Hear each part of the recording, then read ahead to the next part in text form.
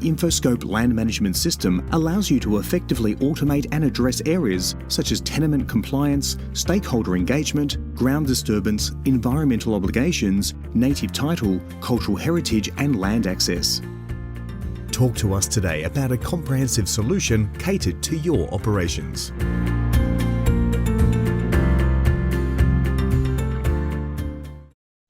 Hello everybody, my name's John Crosbie, Group Manager Closure and Remediation from MMG, and I'm here today to talk to you about enhancing the post-closure legacy.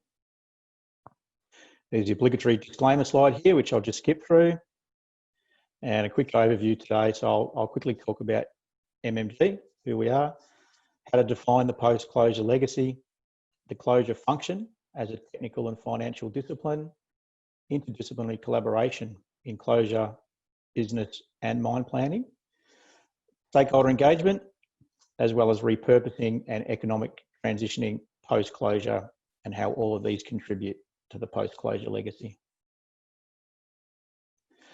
About MMG, so we're a mid-tier base metal miner.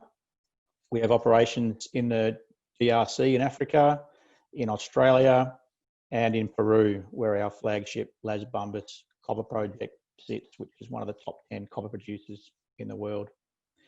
Our vision is to build the world's most respected mining company. We're headquartered in Melbourne and listed on the Hong Kong Stock Exchange, and our major shareholder is China Minmetals Corporation.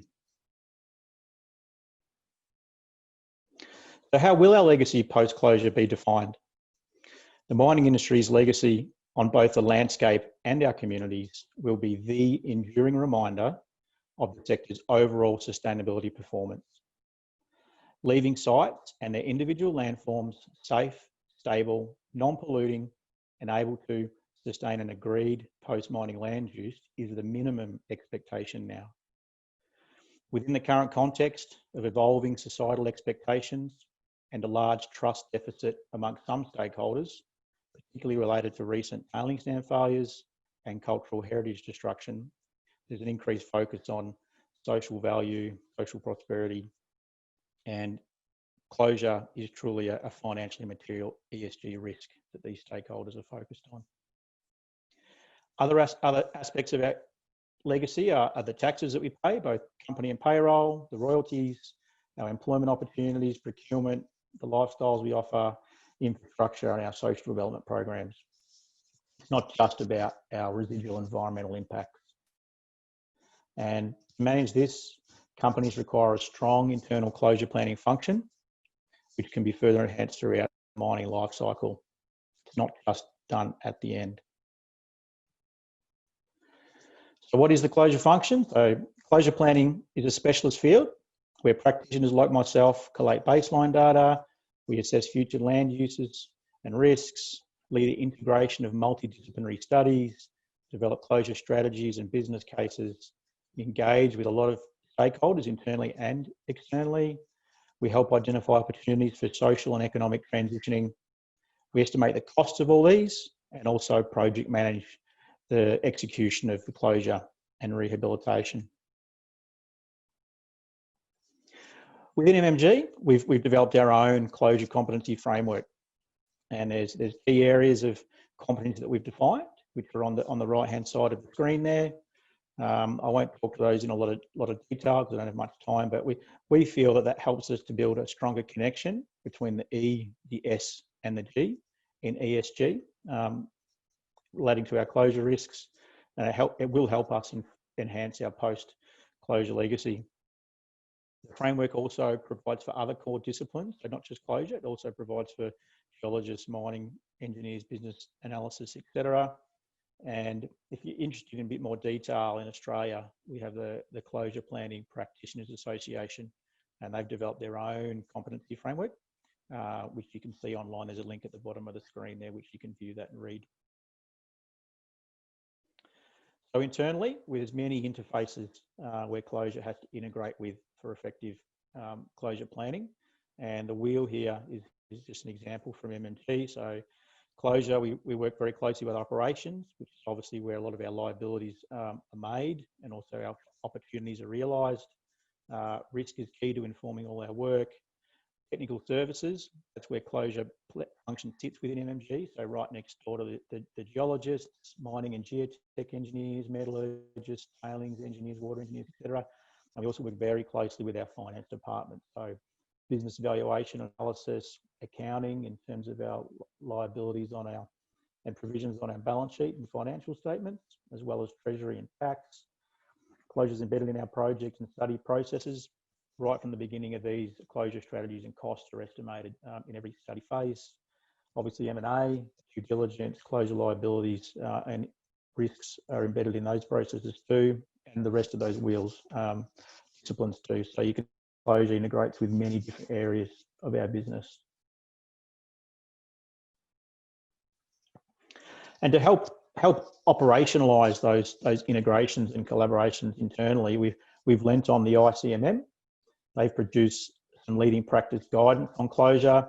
And at the bottom corner there, there's the integrated mine closure guideline. And there's a link at the bottom of the screen there, which you can get more information. But this figure here is taken from that guideline and really highlights that closure is a process that starts at the beginning of the mining cycle, designing and permitting, development through construction operations, through to closure and post-closure. So it's not just something that's done at the end, and enhancing that legacy, you really need to start early and continuously focus on it throughout the mining cycle. The figure has a couple of iterations there on monitoring and review to help us learn what we're doing well, how we can improve. There's a focus on progressive closure or rehabilitation on there. And at the bottom, there's obviously stakeholder engagement throughout the whole mining life cycle, as well as planning and implementing that social transition. So progressive social transitioning is also key to enhancing our post-closure legacy. There's also a lot of stakeholder engagement that's required. We're engaged with a wide spectrum of stakeholders and truly need to understand their values, their needs and aspirations. We benchmark continuously with our peers, with our neighbouring mine sites, mines from other commodities and regions, through the ICMM and other peak industry bodies. And we aim to learn more from others outside the mining industry. So venture capitalists, developers, investors, technology startups, people that can think outside the square and help us enhance that legacy with skill sets we don't have internally. We also form partnerships, whether that be with academia or government, NGOs or civil society or Indigenous groups. And at the bottom of our screen there's two partnerships that MMG is currently in. So we're a major participant of the Cooperative Research Centre for Transitions in Mining Economies. This is a recent initiative out of Australia, which is a 10-year program with $130 million funding focused on improving the social, environmental and economic aspects of closure. As well as there's a specific consortium on the social aspects of mine closure we're part of too, which is run out of the University of Queensland. So socio-economic transitioning, obviously this is a very key part of the post-closure legacy. So we need to investigate repurposing opportunities, not just the biophysical rehab or restoration components. We need to assess our land and infrastructure assets for potential revenue generating capacity.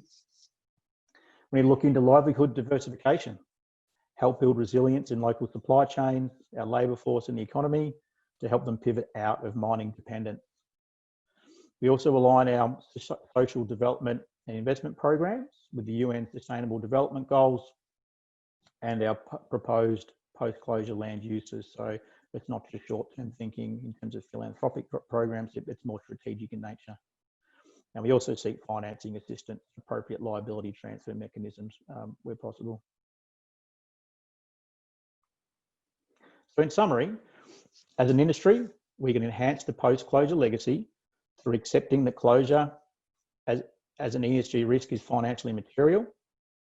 We can recognise that closure is a multidisciplinary technical and financial function, and we need to invest in building internal and external capability in this area.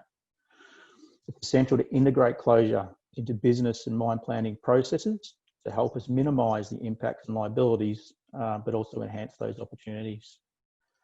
We need to engage widely, form partnerships, benchmark with our peers and learn from others outside of mining. We need to assess repurposing opportunities to see how we can leverage our land and infrastructure assets and help build resilience in the local economy, supply chains and the labour force to help them pivot out of mining dependence. And we need to do all of this progressively throughout the mine cycle, not just at the end. And if we can do all this, this will really help us enhance our post-closure legacy and our overall sustainability performance of the industry. So that's it for me. So thank you very much for your time today.